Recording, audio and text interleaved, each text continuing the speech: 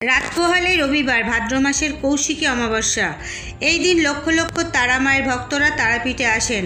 আর ঠিক তার আগেই বড় চমক, তারাপীঠে আগত পর্যটক ও তারামায়ের ভক্তদের জন্য প্রায় ৮ কোটি টাকা খরচ করে দ্বারকা নদীর ধারে সন্ধ্যা আরতির আয়োজন। বীরভূম জেলা শাসক বিধান রায় জানিয়েছেন, এবার দ্বারকা নদীর পাশে প্রতিদিনই হবে সন্ধ্যা আরতি। এই নিয়ে রামপুরহাট উন্নয়ন পরিষদের অফিসে দীর্ঘক্ষণ বৈঠক হয় প্রশাসনিক কর্তাদের। তবে পুণ্যার্থীরা মনে করছেন, এখানে সন্ধ্যা আরতি শুরু হওয়ার সঙ্গে সঙ্গে তারাপীঠের মতো পর্যটন কেন্দ্রে নতুন পালক সংযোজন করবে। তারাপীঠে সন্ধ্যা আরতি শুরু হলেই পর্যটকদের সংখ্যা আরও কয়েক গুণ বৃদ্ধি পাবে। এতদিন তারাপীঠে আগত পর্যটকরা তারামায়ের মন্দির এবং বীরচন্দ্রপুর ছাড়া দেখার মতো তেমন কোনো জায়গা পেতেন না, ফলে একটু ঘুরে বেড়ানোর পরেই হোটেলবন্দি হয়ে থাকতে হতো। এবার পর্যটকদের সময় কাটানোর চাহিদা মিটবে।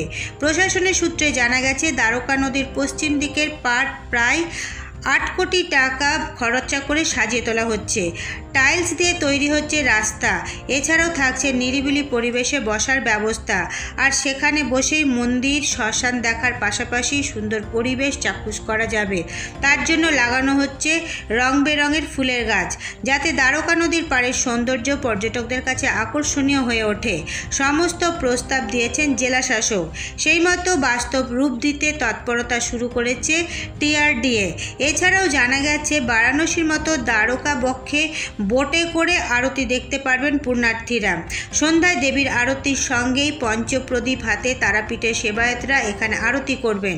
ইতিমধ্যেই পর্যটকদের আকর্ষণ বাড়াতে মুখ্যমন্ত্রী মমতা বন্দ্যোপাধ্যায়ের নির্দেশে রাজ্যেও শুরু হয়েছে গঙ্গা আরতি। এবার রাজ্যের অন্যতম আকর্ষণীয় পর্যটন কেন্দ্র তারাপীঠের সন্ধ্যা আরতির প্রস্তাব দিয়েছেন প্রশাসন। তারাপীঠ মন্দির কমিটির সভাপতি তারাময় মুখোপাধ্যায় জানান, ইতিমধ্যেই সমস্ত কাজ শুরু হয়ে গিয়েছে। শ্মশানের পাড়ে রেলিং দিয়ে বেঁধে দেওয়া হচ্ছে, যাতে সেখান থেকে পর্যটকরা সামনের পার্কে সন্ধ্যা আরতি দেখার সুযোগ পান। শ্মশানের পাশে যেহেতু দ্বারকা নদী, তাই পর্যটকরা যাতে কোনো সমস্যার সম্মুখীন না হন সেই কথা মাথায় রেখে পাড় বেঁধে দেওয়ার কাজ চলছে। কৌশিকী অমাবস্যা থেকেই সন্ধ্যা আরতি করা হবে, আর এটা বছরের ৩৬৫ দিন চলবে। এ বিষয়ে সহযোগিতার হাত বাড়িয়ে দিয়েছে তারাপীঠ মন্দির কমিটি। বর্তমানে যাতে আমাদের এই কৌশিকী অমাবস্যা থেকেই দ্বারকা নদী, কারণ আমরা দ্বারকা নদী জানি এখানে উত্তরবাহিনী নদী, গঙ্গা সমান, তাই দ্বারকা নদীতে যে সন্ধ্যা আরতি পরিকল্পনা নেওয়া হয়েছে, তার যে প্রাথমিক পর্যায়ে যে কাজগুলো সেগুলো শুরু হয়েছে মহাশ্মশানে টিআরডির উদ্যোগে।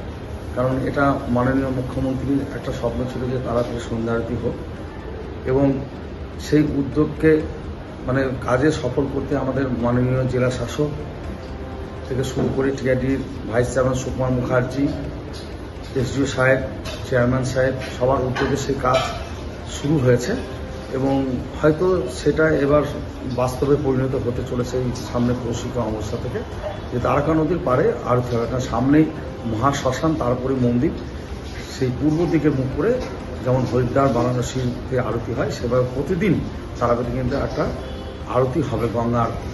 এবং আলাদা এই গঙ্গা আরতি শুরু হলে আমার মনে হয় তারাপীঠে যারা আসে মাকে পুজো দিয়ে শ্মশান বসে, তাদের কাছে তারাপীঠ কিন্তু খুব আকর্ষণীয়, এবং ভক্তরা কিন্তু সেই আরতি দর্শন করে মায়ের ভক্তি শ্রদ্ধা জ্ঞাপন করতে পারে।